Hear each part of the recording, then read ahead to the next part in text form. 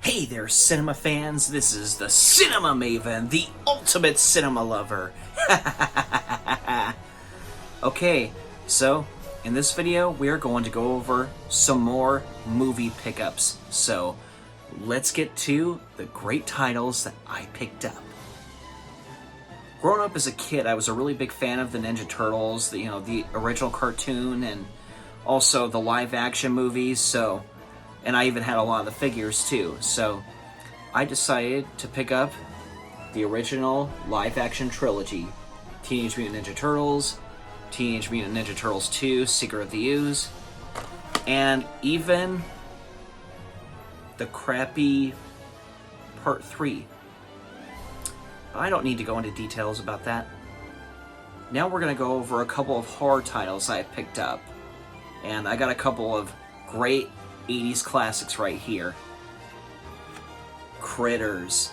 You can't go wrong with Critters. So hilarious. I mean, like, it's not even close to scary. It's just, I'd say it's kind of both, horror and comedy. The creatures are just so hilarious, but even though they're really funny, I mean, the effects, the practical effects are very impressive in this movie, and I really love it for that reason, because I'm a practical effects guy. So, especially as a filmmaker myself. So, that's what I'm all about. So, you haven't seen Critters? Highly recommend it. All the movies are great. All the sequels are great, but the first one is the one I always go back to the most. So, next up, we've got Fright Night, the original from the 80s. I'm not talking about the crappy remake from 2011.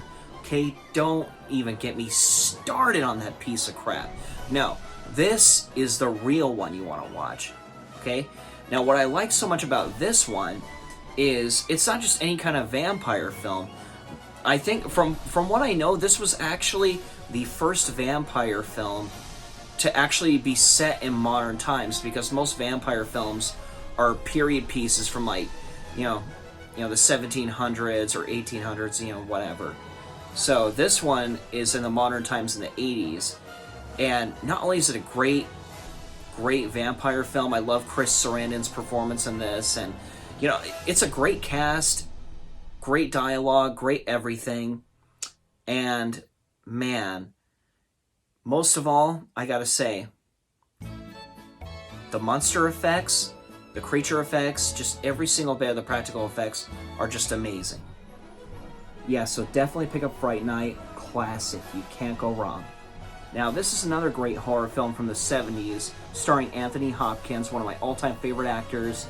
Most of you may know him as the crazy guy from Silence of the Lambs, hello Clarice, let the lamb stop screaming. So, that movie is magic. Now, I gotta say, I'm a really big fan of any kind of scary movie that touches on ventriloquism, because, I don't know, there's just something about it that I just find so creepy. And, for the longest time, no horror films were touching on that subject. From what I remember, it wasn't until Dead Silence came out in 2006, directed by James Wan, who you guys might know as the guy who created the first Saw movie, and is also the creator of, the Insidious films and the Conjuring series. Because of him, it sort of made a comeback a little bit. And, man, this movie is, in my opinion, now don't get me wrong, I love the Chucky films, I love all that stuff, Puppet Master, etc., but they're not as scary as this, in my opinion. The puppet effects in this are really, really legitimately terrifying, at least for me. There's just something about it that really creeps me out, and it's a great story, and I'm not going to give any details on it. As a matter of fact, for all the titles in this video, I'm not going to go into details about it that much. It's just something you got to see for yourself, so check it out. And one of my favorite action films of all time from the 90s, a lot of people bash this one. They call it just an over-budget piece of crap. But I disagree 100%. Okay, this movie is a masterpiece, and I love it. And I still love going to the stunt show at Universal Studios Hollywood whenever I'm back there. Because I live in Florida, so, you know, but I still have family that's in California, and I always stop by Universal Studios, and I go on the cool rides and check out the stunt show. But anyways, that movie is Waterworld. Man, you can't go wrong with this movie. I just... oh my God. You know, again, another movie that I'm not going to give details about. It's just something you got to see for yourself. Non-stop, just non-stop amusement. I mean, it's amazing. Definitely check it out, and Kevin Costner is great in this. Actually, everybody in it is great, including Dennis Hopper. You know, another one of my all-time favorite actors. I mean, you can't go wrong. This is a great movie. Give it a chance. Check it out.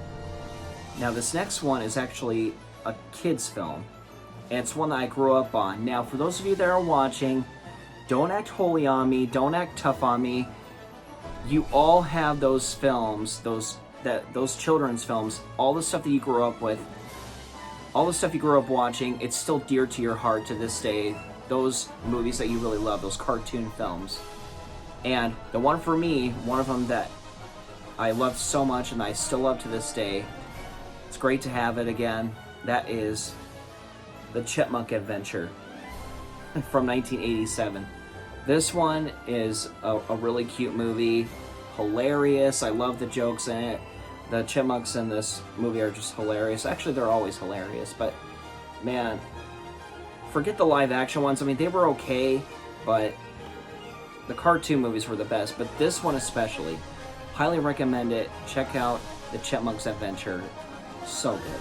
Now, there's not too many modern films that catch my eye very often, because it's pretty much the same crap, and also they just won't stop getting political and all this kind of stuff, and it's boring.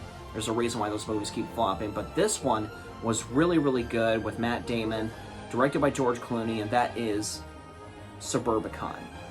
Highly recommend that. Man, I don't want to give anything away. Once again, keeping my mouth shut. Super good. Check out Suburbicon. Now, this is the last title for this video, and I was really happy to find this out in the wild. Now, sure, you could get all these titles online, but for me, it's all about the thrill of the hunt. That's the thrill of collecting. So, and I'm a big fan of you know, classic actress from back in the day, Joan Crawford, and you know, a lot of the great films that she was in, such as Whatever Happened to Baby Jane and Straight Jacket, and you know, all kinds of, you know, great films. And this is a biopic of her from back in the 80s, and that is Mommy Dearest, starring Faye Dunaway. And I gotta say, for those of you that don't know Faye Dunaway, man, her performance as Joan Crawford, just unbelievable. She really brought Joan Crawford to life. I mean, it's like she was Joan. It's absolutely insane.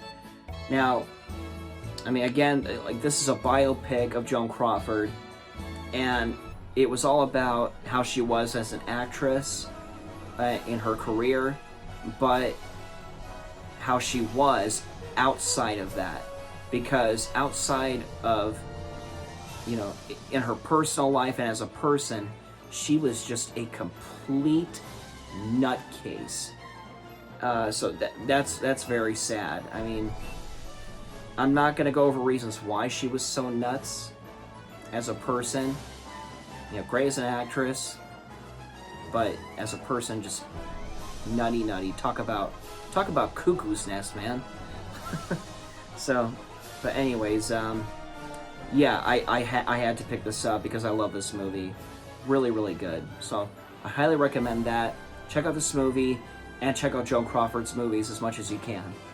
So many of them are even on Apple TV. So that's it for this episode of my recent movie pickups. This has been the Cinema Maven. Keep getting your cinema on.